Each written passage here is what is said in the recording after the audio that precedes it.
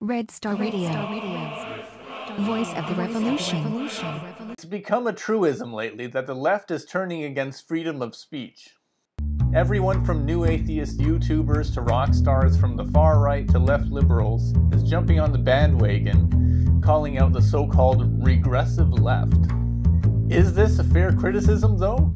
Or are they throwing around the term like a buzzword to win arguments? In order to answer that, we should clarify what freedom of speech actually means. Webster's dictionary defines it as the legal right to express oneself. This makes it a negative right, meaning it's a restriction on what the state can do to private citizens. With this in mind, it's hard to see how the concept actually applies to what these anti-left critics are talking about. Of course, language is always evolving and terms take on new meanings all the time. But even so, it's usually very unclear what the proposal is or what the implications are. Here are some of the more common things people mean when they cry free speech. Freedom from consequences. This one's the most similar to the actual legal definition since it does have to do with consequences for speech. The difference is that they're applying it not to state sanctions but to consequences enforced by private individuals or enterprises. For example, getting someone fired from their job. But what's the real problem here?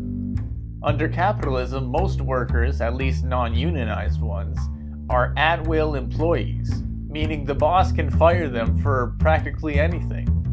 You could be fired for having the wrong opinion or just because the boss doesn't like you. If these people really cared about people losing their jobs, why don't they join the struggle against neoliberal austerity in favor of full employment? Besides, how can you guarantee freedom from consequences without violating someone else's freedom of association? If I decide to do something with you, can I not change my mind later if I decide that I don't want to anymore? If I start a sports league and kick out a player for breaking the rules of the game, is that really any different from banning someone from a forum? That brings me to the next redefinition of free speech: entitlement to a platform. This one is seen mostly online on social media and web forums. Someone gets banned or censored for saying something that the mods or admins don't like, and they get all up in arms about how the website isn't about free speech anymore. The problem here is that under capitalism, private enterprises often get so big that people start seeing them as public services. Naomi Klein wrote about this phenomenon years before the rise of social media in her book, No Logo. She described things like mega malls and corporate towns as an example of privatization of the public sphere, turning the town center into the shopping center. Still, the reality is that these websites are private operations. They're under no obligation to provide a platform for anyone, let alone a no-strings-attached platform allowing a few users to alienate the rest through abusive behavior. How can believers in the free market and private enterprise complain about this? What do they want instead?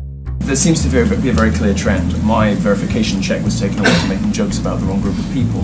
Conservative commentators and journalists are being punished, being suspended, having their tweets deleted by Twitter.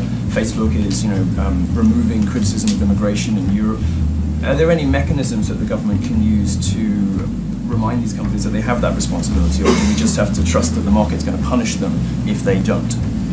I'm not sure exactly what sort of government policy decision could have any influence on that. What did you expect him to say, Milo? Do you even know what you're asking for?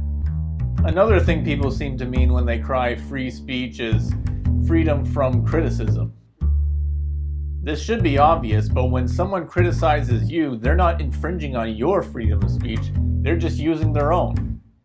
People call leftists oversensitive a lot, but it seems that people on the right often feel deeply persecuted and offended whenever someone calls them a bigot.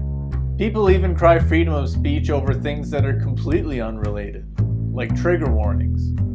I know they've become a meme nowadays from overuse, but how are they any different from spoiler warnings or not safe for work? And even if someone is being persecuted for what they say by the state, it doesn't always necessarily mean that it's some disturbing slip towards totalitarianism. If you want to avoid making a slippery slope fallacy, you have to show why the slope is slippery. Reducing everything down to that's censorship and censorship is bad ignores the fact that speech has consequences. And sometimes those consequences are worse than censorship.